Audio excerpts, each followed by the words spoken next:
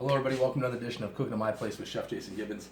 Welcome back everybody. So last week some of you may have got the time or a chance to prepare the Casablanca chicken with the Moroccan rice that we made last week. This week we're going to dabble in some seafood. We haven't done any seafood on the show yet, so for those of you that enjoy seafood, this is a great recipe. We are doing a mussels and sausage in a marinara sauce.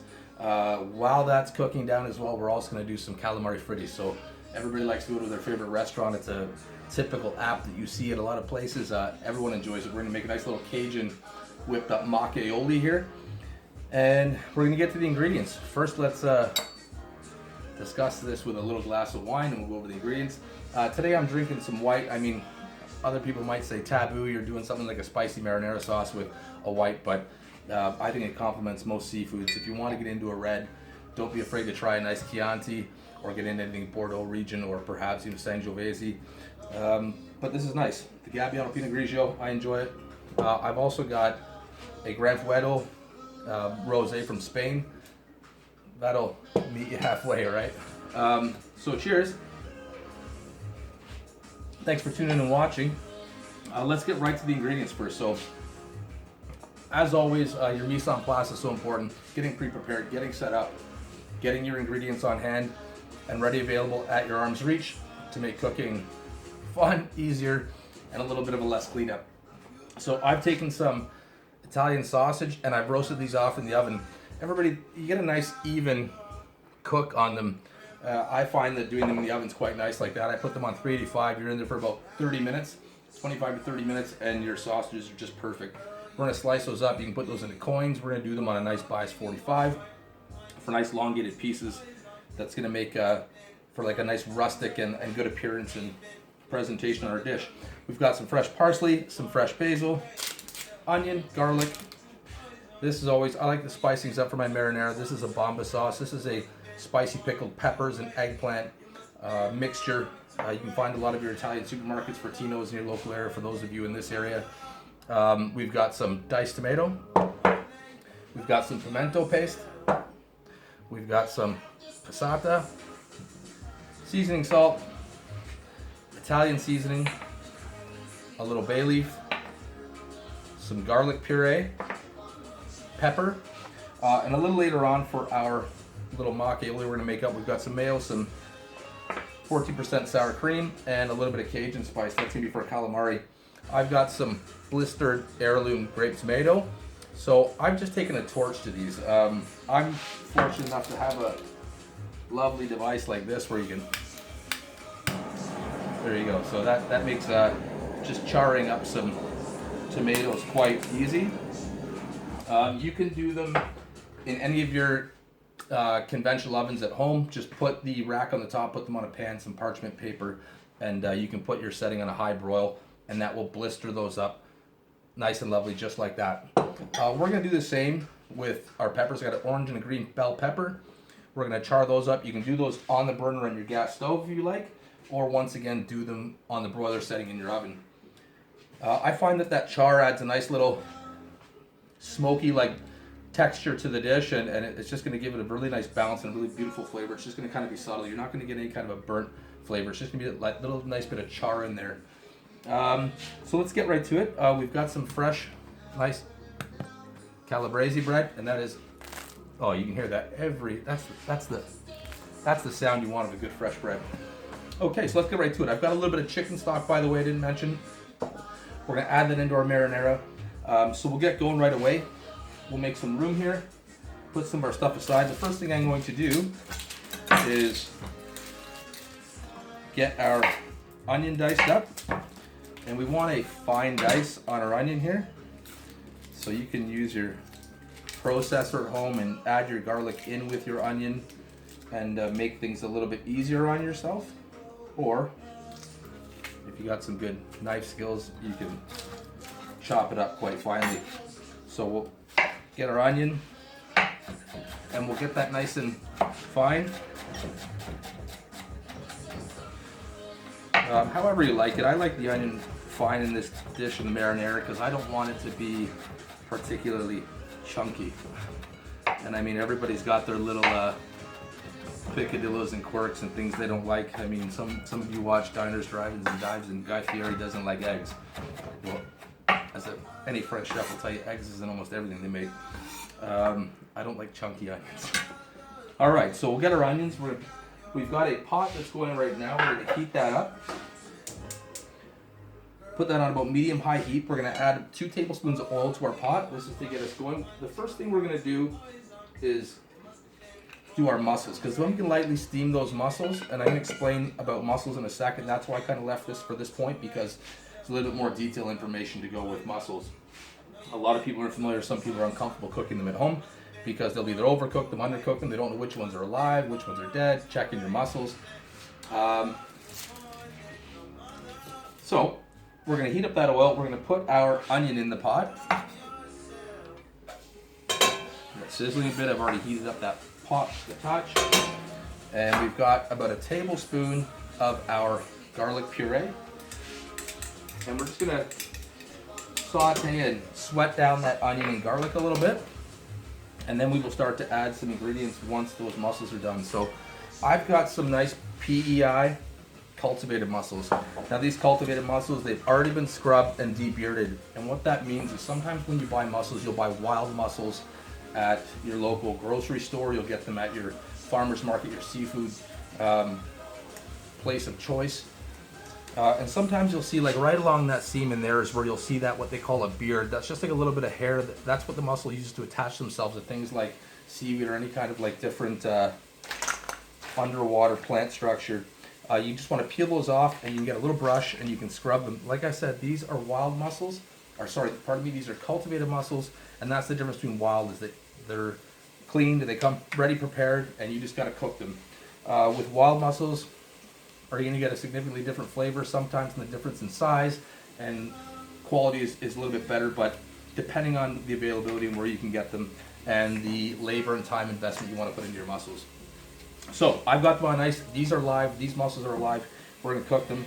Don't anybody fret. It's not going to be a painful show. We've also got some calamari. I picked this up at my local supermarket. This is calamari. This is squid with the tentacles and the tail. This is a previously frozen. You can, if you can be so fortunate as to find fresh. That's fantastic. Just depending on what the availability is. So that's what I had available to me. So that's what I chose to use. And it's a good quality. It's quite nice.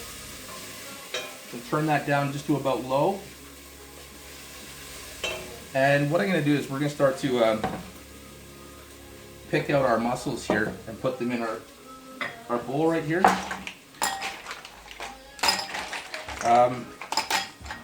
Generally, if you put your mussels before you cook them in water and any of them are floating, this is a kind of a rule of thumb.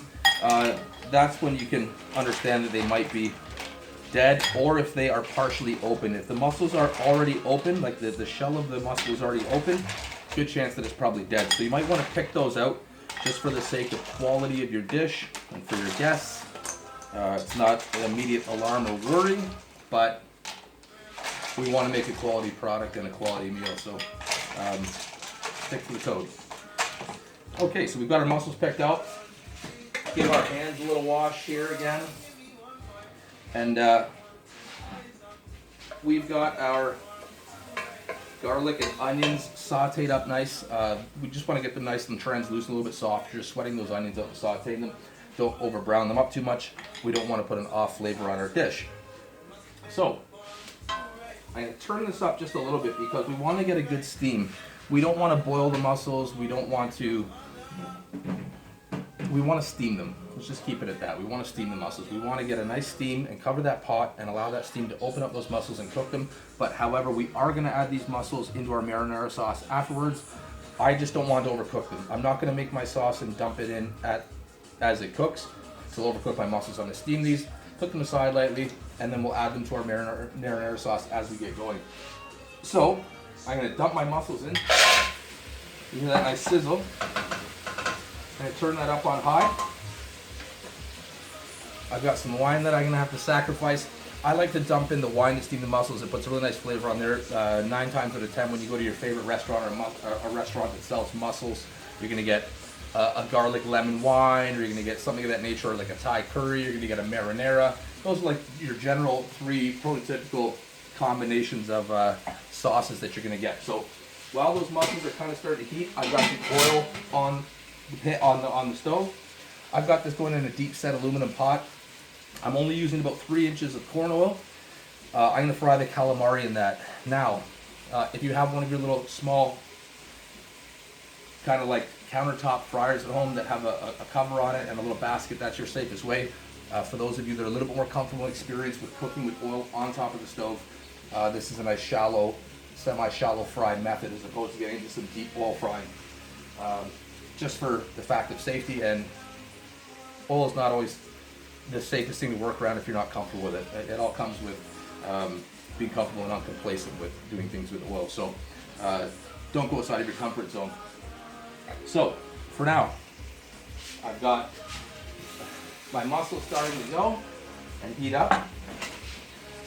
Let those get hot for another few minutes. I'm going to grab the calamari and we're going to cut the calamari up. So you want to have, just for the sake of texture, I find that you see sometimes there's very thick calamari rings. I don't like them very thick. I like them just about a 1/4 inch thick. It makes it for a nice, easier chew, and something that's just a little bit tastier. So I'm going to put my squid rings in the bowl, and you can see that's about the thickness of the calamari that you want. Cut it just a little bit more. Some people choose to enjoy the tentacle part. That's up to yourself. I find it's very delicious if it's fried nicely, but that's up to yourself. So we'll set that aside. We're going to give our knife a good little bit of soap and hot water. Just swap out cutting boards as we've been dealing with seafood. Bring in a fresh cutting board. There's our knife. Now I'm going to cut up our sausage. So we're going to start to do some work as we're letting our dish cook. So I like to cut them on like a bias like that. You can cut them into coins. I mean, whatever you please. I just find that this looks a little bit nicer in the dish. And this sausage has been previously cooked to save me time. So it's like when you have time during the day, if you want to prepare a meal for the evening or the day before, you can cook up your sausage. This is a Fortino sausage. I swear by it. It's very delicious. They make a very good product, and I'm a bit of a sausage snob when it comes to that, just because there's such a variance in quality when it comes to sausage and where you buy it from. So there's some other good places out there. Your Costco, your Le Coco's has nice sausages. For those of you that are aware with those companies, I'm sure everybody North American wide knows where Costco is at. So I can see those mussels are starting to slightly open. I'm gonna get my lid, and I'm gonna put that wine in there, and I leave that lid on. Now you want to leave that lid on. Do not open it give it a good minute or so to steam open those mussels and cook them, and then we'll set that aside. And let's pour ourselves another drink. All right, so cheers. Hope you're following me so far. Always remember, you can make this dish. You don't always have to have the blistered tomatoes or the peppers or the bomba sauce in there. You can do this however you should so please or choose to do it. With a simple marinara, you can buy a pre-made sauce that you might fancy at your local spot and enjoy that. To simplify it, we don't have to take this to an in-depth level as to getting every particular ingredient and spice and seasoning. You can drop any of your favorite sauce with the sausage and the mussels afters, and you're good. Okay, so I'm going to add some bell pepper to this, as I mentioned. So I'm just going to cut these slightly in half and take the vein out of this pepper. You can do this on the broiler setting. You don't have to char the peppers. If you want to put the peppers, you can, and you can omit them. Otherwise, it's not gonna take your dish down or change it significantly. I just find it's a nice flavor, adds some more texture. And I like to char them up a little bit with my torch. You hear that kind of blistering away. Some people like to do their roasted red peppers this way. They'll roast them in the oven until they char up, or they'll do them on the stove top. You see a lot of chefs doing that, and then they'll peel off the burnt parts of the pepper, and they'll have the nice soft inside of the pepper, which they'll use in different dishes or sauces. For me, however, I'm just putting a little bit of a light char on this just for some added flavor. I'm going to cut these up while we got our mussels still steaming, and we just want this dish to be nice and rustic, just nice and coarse, chunky peppers and tomatoes, minus the chunky onions. So we'll put those aside. Let's get our sauce started. So I'm going to take these mussels when I get some goddamn oven mitts. The mussels are quite hot, so those are probably pretty close. Now you'll see the nice, now when you see me open this, look at that, that's that steam.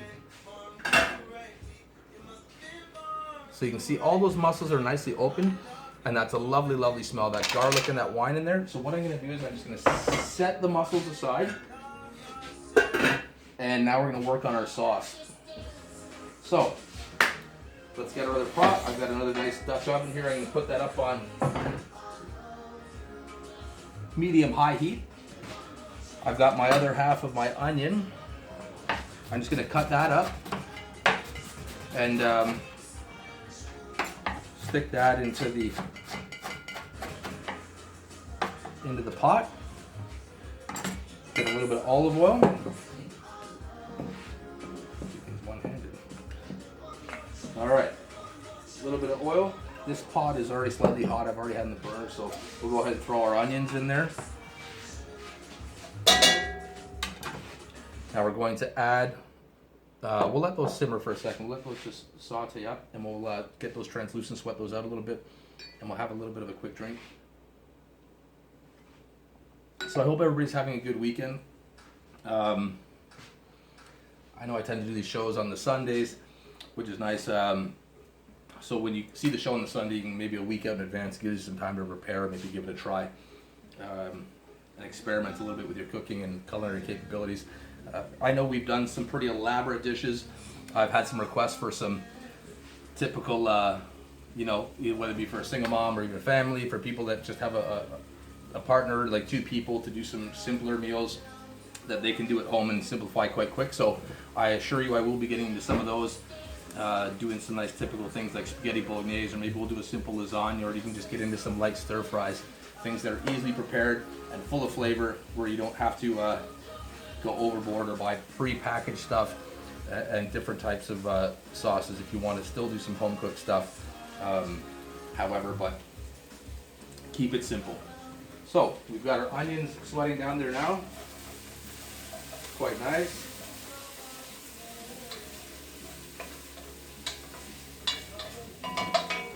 And we're going to add a little bit of garlic in here. We've used some of our garlic into our mussels. So remember, we're going to be adding those mussels back into that sauce, so we will still already have a little bit of garlic that's going to linger into there and put a lovely flavor. You can always roast some garlic if you like while you're doing your sausages as well, so that'll put a nice roasted garlic flavor right into that sauce. I mean, you can do any kind of a tomato sauce that you want. I mean, a nice marinara is typically what you like for a mussel dish. So let's go ahead and start adding all our ingredients. Because we're going to want the sauce to simmer for a little bit. We've just added our diced tomato. This is about a half a cup of pimento paste. You don't have to put the pimento paste in. I like it. It adds a nice little bit of a different flavor. You can still buy this at any of your supermarkets, especially if you go into like the international section where you might have some more foreign, like Italian, different sauces and oils and things of that nature. We've got our passata. This is one 500 ml jar of passata. We're going to add our bamba paste, which remember, this is our oil, chilies, and eggplant that we're going to add into this. It's going to add a nice little spicy hint and note to our dish. We are going to add our Italian seasonings, about a tablespoon and a half. This is a mixture pretty much of some rosemary, thyme, oregano, marjoram, and garlic flake. We'll add that in. Got some seasoning salt, that's 1 teaspoon. We're gonna add a couple of bay leaves. 1 cup of chicken stock, so 1 cup, you can use your bouillon cubes, your typical Knorr, whatever you have, and add 1 cube per 1 cup of water, and Bob's your uncle. All right, we've got some pepper, fresh ground pepper. We're just gonna add half of that tablespoon, and the rest we're gonna add to our calamari seasoning. So that's our flour. I've got right here, pardon me, this is about 1.5 cups of flour, and we've got some pepper, and we're gonna add a little bit of salt. So that's about 1/2 teaspoon of salt, and that's just gonna lightly season our flour. And this is what we're gonna lightly dust our squid in. So let's get some room here and tidy up as we're going. We're gonna wash. Hope everybody's following along okay and kind of taking it all in. I know sometimes you see that I have quite the elaborate array of ingredients. And like I said, don't feel like you're keeping yourself out of the full quality of the recipe by omitting some of the small things that you might not have readily available at home. So let's add our peppers into our sauce. We can actually go right ahead and add our sausage that we've sliced up. Yeah, that's looking good. That's good. All right, we can add our blistered tomato. Lovely. And so I've got my oil going. You want your oil at about 350. I know everybody's like, well, Jay, what the hell, man? I don't have a thermometer to check this or what have you. Like, put it on about medium heat. And I mean, this isn't always the safe practice of test, but a lot of chefs will get a little flick of water on their finger and just a little tiny flick, and you hear that quick crackle and snap and pop, like you're making Rice Krispies or something. You immediately snap and pop, and then you kind of know that your oil is somewhere at that right about temperature. Then you want to keep that at about medium, and once you drop your calamari, it should be able to begin to fry instantly and crisp right up on the outside. And that's the idea with deep frying, and that's what we're looking at doing. When you deep fry something, a lot of people, they tend to get oily or saturated things when they fry because the oil temperature is not high enough. When the temperature is right, you're crispy coating and protecting and keeping some of that moisture into the product that you're frying and allowing it to expel a little bit of water until it's ready and it's cooked to the point where it's ready to eat or consume. So it's just something you got to play with a little bit. Not everybody's a deep fry master at home. As simple as it seems as a procedure to getting the right quality of food. It does play a significant importance in knowing how to deep fry. And once again, I can't emphasize enough about safety with cooking on your stovetop with oil. I mean, I've known a couple people firsthand, and myself a couple firsthand experiences with oil fires or spilling oil on themselves, and they've been severely burned. So make sure if you're using oil that you got one of those little top fryers if you ain't feeling right about it. All right, so we've got our calamari, we've got our dust, we've got our rings. We're gonna drop those right into the flour, and we'll give those a light little toss in the dust. LeBron James here. All right, so just a nice light coating on those squid rings.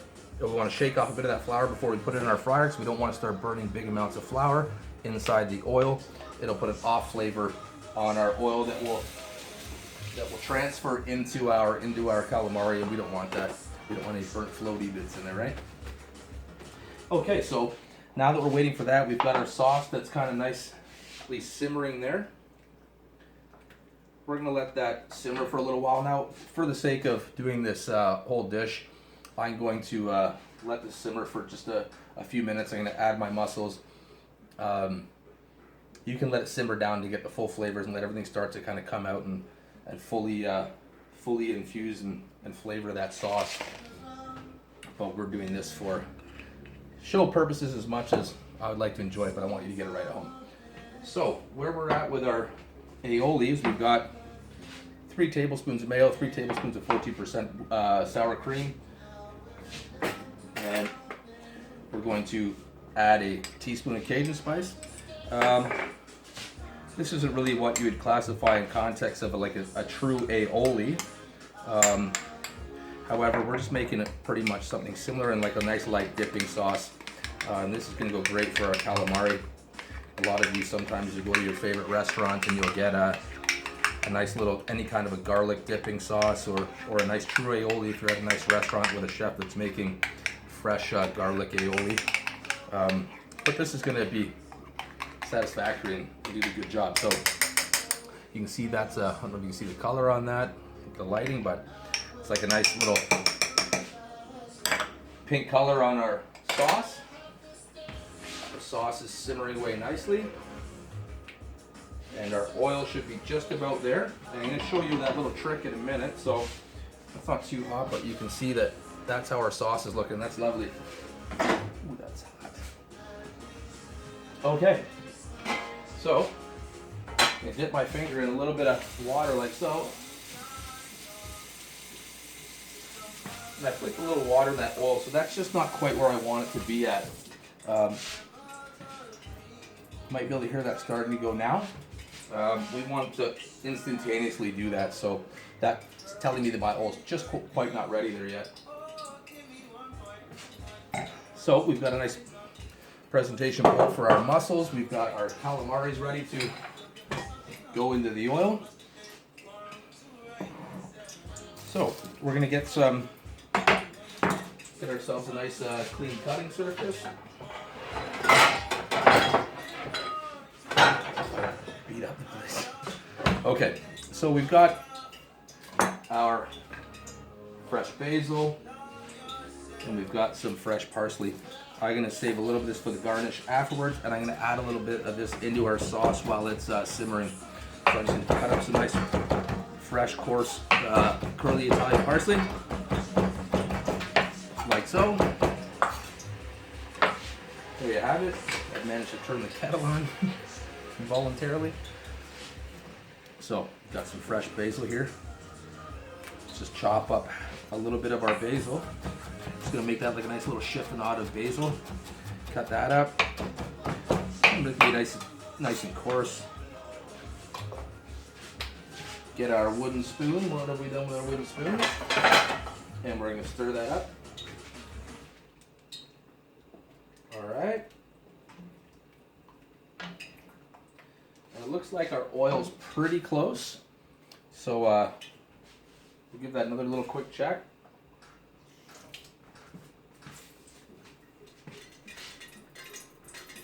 And that looks like it's pretty close to ready for where I want it to be. And we'll get our calamari frying so you can see how that is. One thing about calamari, a lot of the time when you go to restaurants, you'll see with calamari, people are like, oh, the calamari was shit. The calamari was so terrible. It was rubbery. It was super chewy. I had to tear apart at it. Calamari is such a great thing to cook, and it's so fun to eat, and it's so tasty if it's done right. Everything is about in your cooking time. 9 times out of 10, you go into a restaurant and you've got some 18-year-old dipstick sitting behind a deep fryer that's got the thing, he's on his cell phone talking to his grandmother about borrowing some rent money, and he's got the calamari sitting in the fryer for 6 minutes. Its torch is no good. Calamari cooks in just between about 45 seconds to a minute, depending on how you slice it, and you've seen the nice thin little, pretty much little circles of calamari that I've cut about a 1/4 inch thick. That's where you want it to be. So, I'm going to drop some of our calamari. We shake off a little bit of that flour.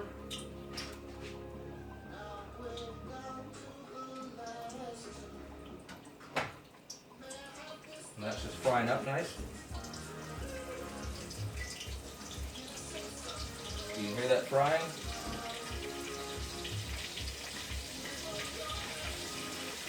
So I'm kind of looking at the time now. As soon as that kind of starts to float and get a nice crisp on it, you're just about there. I have myself a nice little perforated spoon that I'm going to use to get my calamari when it's ready, to make that a little bit more safe. And our sauce is doing just lovely.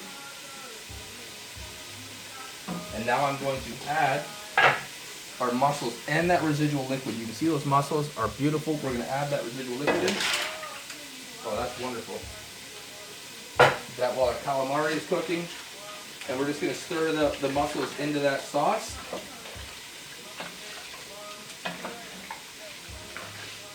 right, this is starting to smell really, really good. Our calamari is pretty close.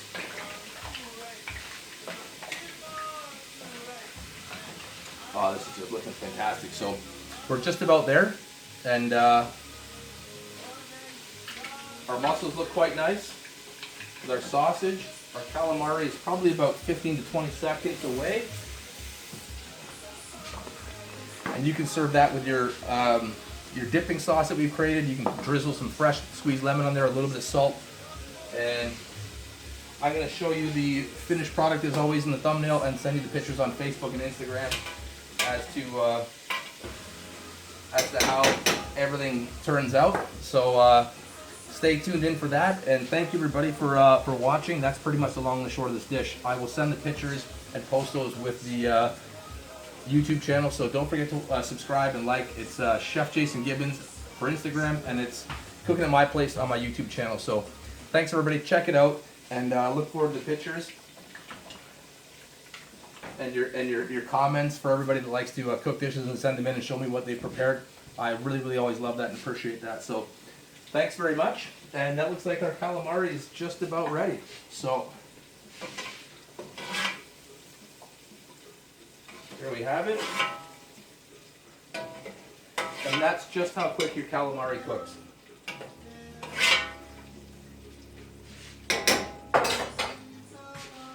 Quickly gonna put a little bit of salt on there, and there you have it, nice crispy fried calamari rings. Thanks everybody. Have a great weekend, and really appreciate you tuning in. Chef Jason Gibbons, Cooking